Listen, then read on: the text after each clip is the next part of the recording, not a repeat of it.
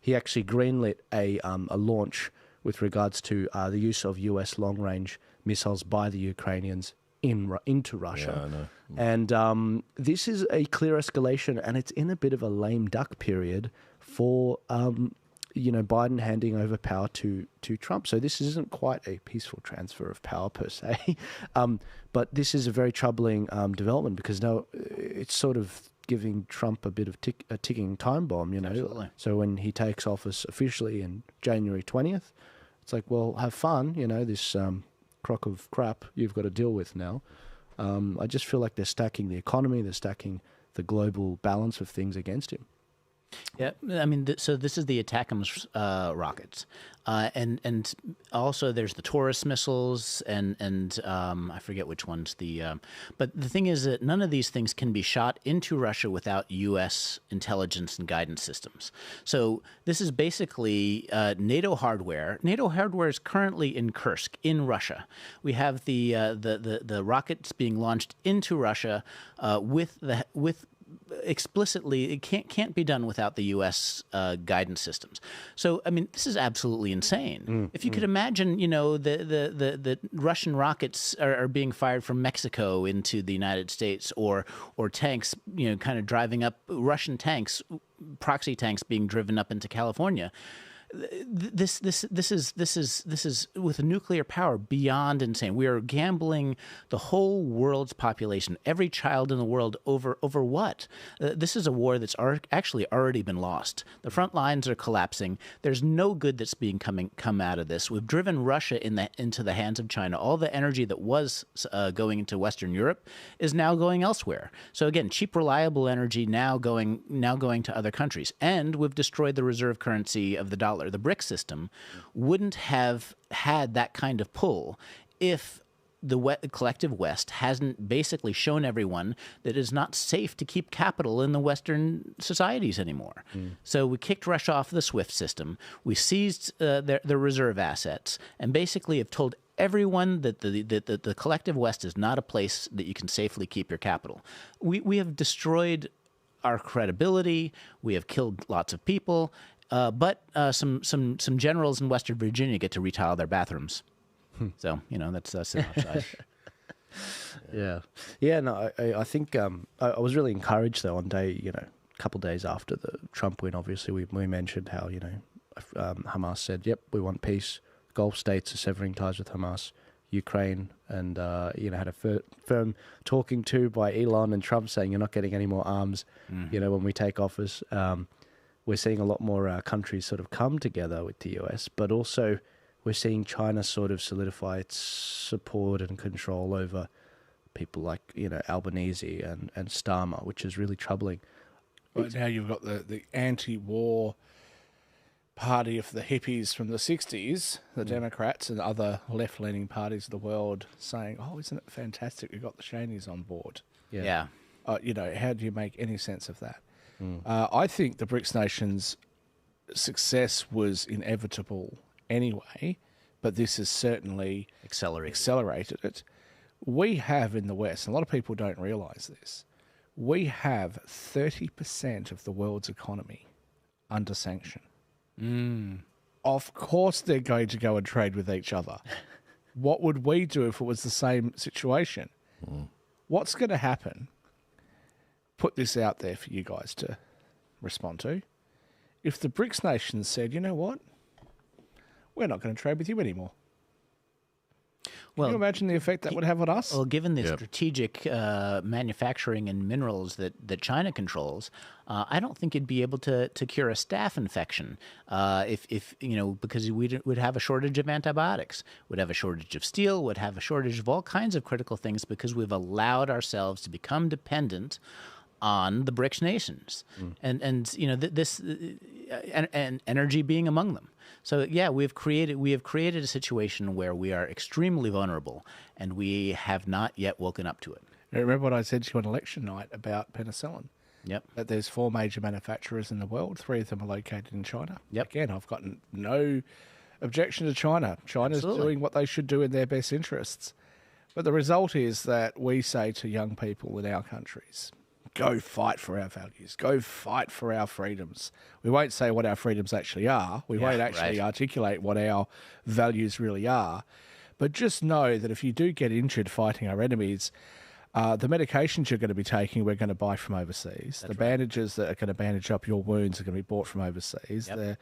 The antiseptic creams and all that sort of stuff is going to be brought in from overseas. And we don't have enough doctors and nurses either, so we'll probably get overseas doctors and nurses to look after you with equipment that's manufactured overseas. And our energy will be where we're going to get our windmill parts or our solar panels. Exactly. We've got to wake up, grow up, get smart fast, or we are in deep trouble. We're already in deep trouble, and I don't think people realise it. The Western world has lost its freaking mind, and the UK is a train wreck right now. Absolutely. We are not far behind. Canada is not far behind. 1984 was not an instruction manual. It is just we are in so much trouble, and it's a mindset of. There is a certain mindset out there of a certain percentage of people that just live in the most illogical, irrational. They walk around with concepts in their brain that don't match up, that just lead to blaringly obvious hypocrisy. And what makes me want to puke is they think they're virtuous. And you walk down the street and and this is why I get depressed and down a bit on people generally, because I think I go through what I call my Peter Hitchens phases, which is where, I always think of Peter Hitchens doing those interviews where he says, we're all doomed, it's all hopeless, the West is finished, there's no hope, And I feel like that so often. And when I feel like that, I put on some Peter Hitchens and I get a scotch. And I sit down and slap myself around. A counterpoint to that. On the one hand, it is dark. There are all these forces that don't make any sense. But I have a thought, and I was talking to you about this earlier. I do think that the suffering and the lies and all that thing, it is leading to the Great Awakening. People are waking up to the idea that there are, that they have been lied to on many fronts. I think a lot of people are, but God, it's so slow, it's just exhausting. It is, and I'm so tired of having to say that. The same things we're all saying over and over and over again, and you still meet people, and they're just like, but I don't like Donald Trump. They need more suffering in order to awaken. It's like, people need leadership, and that's why I keep saying that I think we should all, especially us that are, what would you call us, thought leaders, people that come out there and talk about different things, the international experience, we should set up alternative things to the World Economic Forum where we can bring people from all over the world. I mean, the Europeans are hating what the European Union has done. We should set these things up so that we actually have the firepower behind us. We can't because print our own money, though. On their own aren't going to do it, but as a group, they certainly can, and they will. I think that's what I do want to bring something to your attention, though, Damien, and I'll show it to you after we finish this. So I'm a British citizen as well as Australian, and I've noticed that every single time that I say anything about particular politicians and leaders in the UK or say anything negative, I get certain searches of my online profiles, of which there's not much on me online, right? The things that are on there don't make me look particularly good. They're not completely true either, but whatever. And I have my social media accounts searched by certain law enforcement agencies in the UK every time I say something about the UK. I don't bully very easy, so I don't know whether they're trying to send me a message or if they're just checking up on me or what the hell is going on over there. But I think that the more and more that people get frustrated, eventually you're going to see people starting to have enough and expressing that. You've seen these riots and protests in the UK. And my question to the UK government and to the governments of most other Western countries is, if you are going to ignore the people when they explain to you what they want at the ballot box, you're going to shut them down on social media, you're going to shut them down on YouTube and all of that sort of stuff, so you're not going to listen to them. Then they try to disconnect from you and homeschool their kids and just get away from you, and you still come after them. At what point do you think this will end? Do you really think it's going to end because you're able to silence everybody? Because I can tell you the British people are not going to be silenced. The Australian people are not going to be silenced. And there is a limit. And if you cross... Well, the Chinese talk about letting the valve out. You got to give people an opportunity to express their concerns, to say things online, at least a little bit of freedom. Otherwise, they will turn against you. And if you cross the line, I don't know where the line is, but if you cross the line, I don't think the repercussions of that are very good. You cannot hold down the citizenry. And as I've said many times before, these are our countries. These are our rights, not theirs. And they need to start respecting that. That's what encourages me about a lot of these things. And again, my little rant before about the electoral reality of the next 3 years wasn't to discourage you, it's to help you plan so you can get your crap sorted.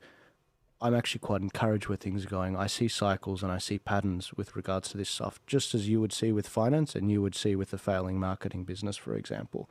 What I see is things that are turning people into libertarians, less government, conservatives as well, wanting traditional values, not just sort of, go for it, like the 4B movement.